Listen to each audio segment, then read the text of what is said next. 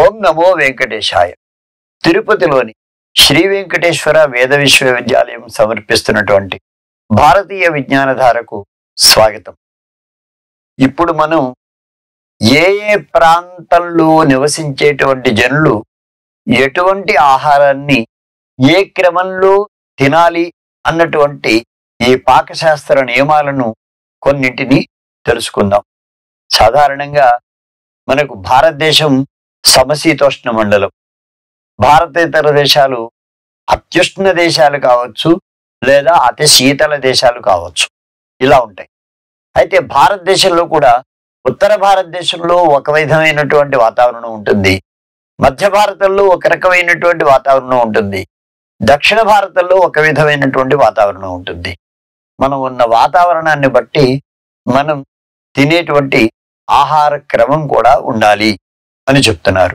చెప్తూ ముఖ్యంగా ఇక్కడికి మనకు శాస్త్రంలో కాశీ నివాసులు, కాశీ పైన అంటే ఉత్తర భారతంలో నివసించేటువంటి వారు ఎటువంటి పదార్థాలని భుజించవచ్చు అనేటువంటి దాన్ని ముందు చెప్తున్నారు.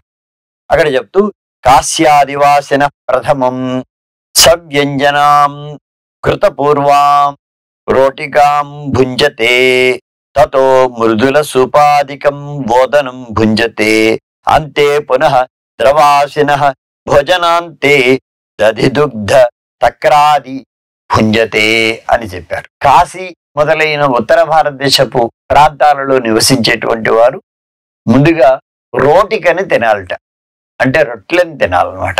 ఆ రొట్టె కూడా ఎటువంటిది అంటే సవ్యంజనాం ఘృతపూర్వాం, ఏదో ఒక రకమైనటువంటి వ్యంజనం, ఒక కూర ఉండాలి, దానితో పాటు నెయ్యి కూడా తీసుకోవాలి. ఇలా తింటూ అలాగే భుంజతే తతః మృదుల సూపాదికం బోధనం, అతి మృదువైనటువంటి సూపం, పప్పు, అది కందిపప్పు కావచ్చు, పెసరపప్పు కావచ్చు, లేదా ఇతర ఏ విధమైనటువంటి పప్పు అయినప్పటికీ కూడా ఆ పప్పుతో కూడినటువంటి లఘువైన మృదువైన ఓదనం అంటే అన్నాన్ని తినాలట. అలా తిన్న తర్వాత భుంజతే అంతే పునర్ద్రవాశిన, చివర్లో ద్రవ నిర్మితమైన పదార్థాలని స్వీకరించాలి అన్నారు. అలా తిన్న తర్వాత భోజనాంతే దధి తక్రాదికం, దధి దుగ్ధ తక్రములు అంటే పెరుగు కాని, పాలు కాని, మజ్జిగ కాని, వీటిని స్వీకరించాలి అని చెప్పారు. దీనికి స్వాదు భోజనము, రుచికరమైన భోజనము అని పేరు. ఇది కాశీ మొదలైన ప్రాంతాల్లో ఉండేటువంటి వారు చేయవలసినటువంటి భోజన విధి. అలాగే ఇతర స్థలాల్లో ఎలా తినాలి అని కనుక మనం చూసినట్లయితే యద్యత్ స్వాదోత్తరం తద్ధి విదధ్యాత్ ఉత్తరోత్తరం భుక్త్వా యత్ ప్రార్థ్యతే భూయః తదుక్తం స్వాదు భోజనం.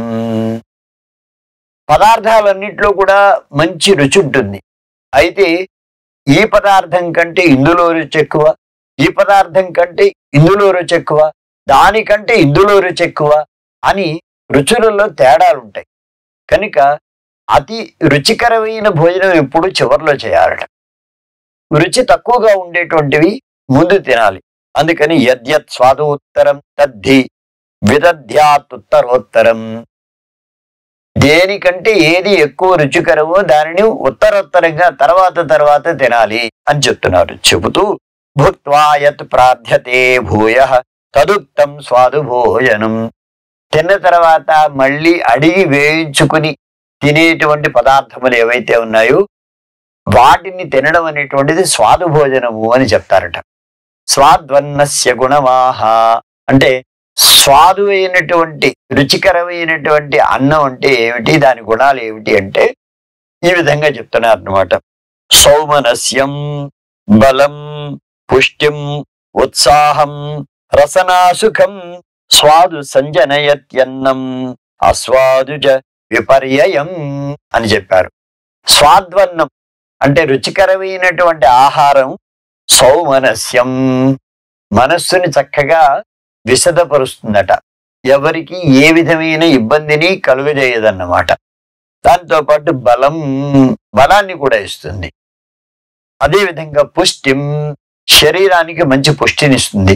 ఉత్సాహం, భోజనం చేసిన తర్వాత కూడా చక్కగా హుషారుగా ఉండేలా చేస్తుంది అనమాట. అలాగే రసనా సుఖం, నాలుకకు చక్కటి సుఖాన్ని ఇస్తుంది అనమాట, రుచికరంగా ఉంటుంది అనమాట. స్వాదు సంజనయత్యన్నం, స్వాద్వర్ణం ఈ విధంగా పుట్టిస్తుంది. అస్వాదు చ విపర్యయం, అస్వాదు అయినటువంటి ఆహారం ఏదైతే ఉన్నదో ఇందుకు విరుద్ధమైనటువంటి పరిస్థితిని కలుగజేస్తుంది అన్నారు.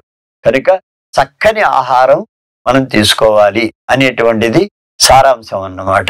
ఓం నమో వెంకటేశాయ.